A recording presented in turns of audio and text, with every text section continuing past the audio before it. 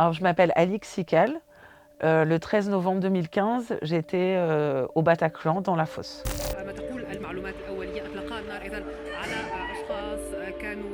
Le vendredi 13 novembre 2015, je travaillait dans une maison d'édition. J'avais prévu d'aller au concert des Girls of Death Metal depuis un certain temps. Et j'ai retrouvé 4 amis.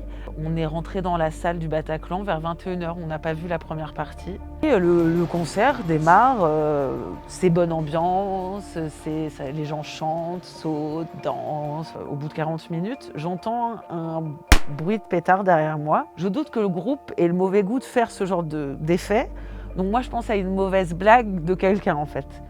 Donc je me tourne vers les bruits de pétard pour voir ce qui se passe. Je vois en haut, en fait, un des terroristes avec une longue arme marron. Et je vois autour de lui une ceinture explosif. Dans la fosse, on commence à tomber les uns et les unes sur les autres comme des dominos. En fait, tout le monde s'allonge. Parce que voilà, on sait des tirs. Donc tout le monde s'allonge. Moi, je suis allongée sur mon ami. J'essaye d'appeler les secours, parce que, pas pour parler, hein, mais je me dis si les secours entendent ce qui se passe, ça peut aider, on ne sait jamais. Mais j'ai pas de réseau. Et là, on entre dans une première phase, pour moi, qui est... il y a un silence qui est paradoxalement assourdissant. C'est un silence de mort. Il y a des tirs, des recharges, des tirs, des recharges.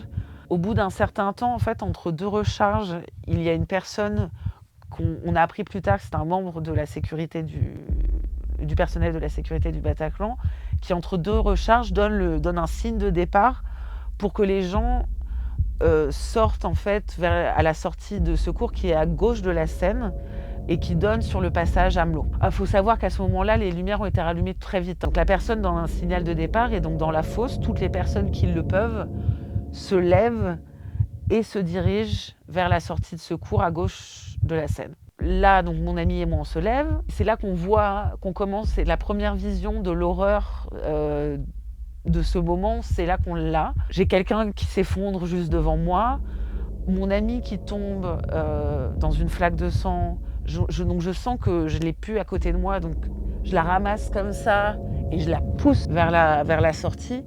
Mais les tirs de au moins 2 des terroristes sont dirigés vers toute cette foule. Il y a des gens qui tombent tout autour de moi. Moi, je sens que je ne peux plus avancer, en fait. C'est trop dangereux. Donc je m'arrête et je recule parce que je cherche à toucher le sol, au moins en partie. Et donc je suis allongée, je recule pour me mettre au moins un peu en partie sur le sol. Et je vois mon ami dans l'embrasure de la sortie qui continue à courir. Donc au moins, je suis soulagée par rapport à ça. Et là, c'est une autre phase qui va commencer.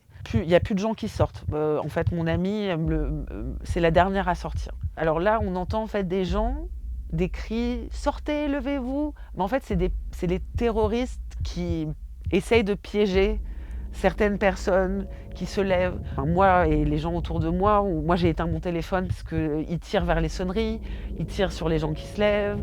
Donc vraiment, tout est encore dirigé, les tirs sur la fosse en fait, d'en haut.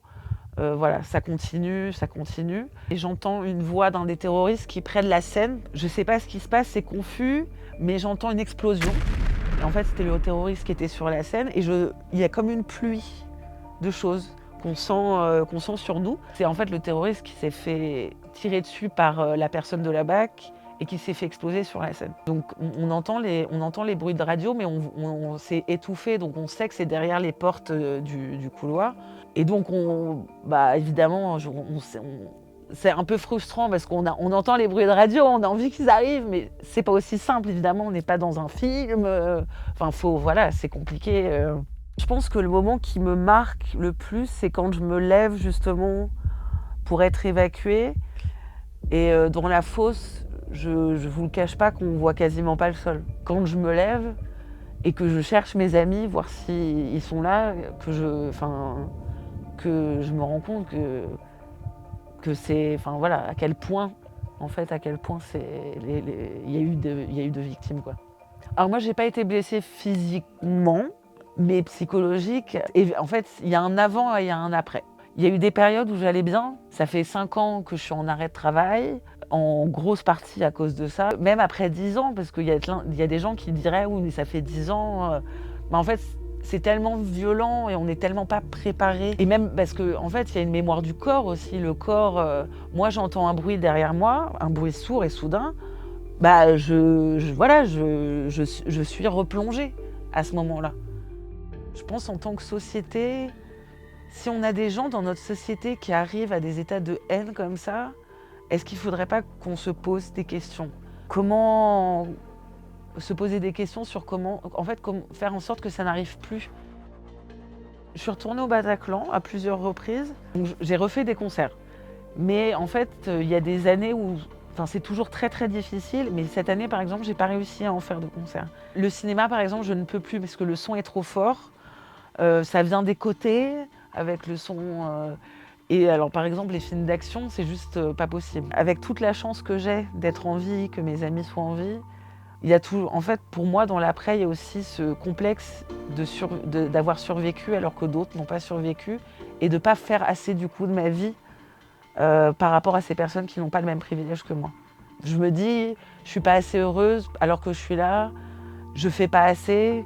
Voilà, c'est chargé voilà, de ces hauts et de ces bas.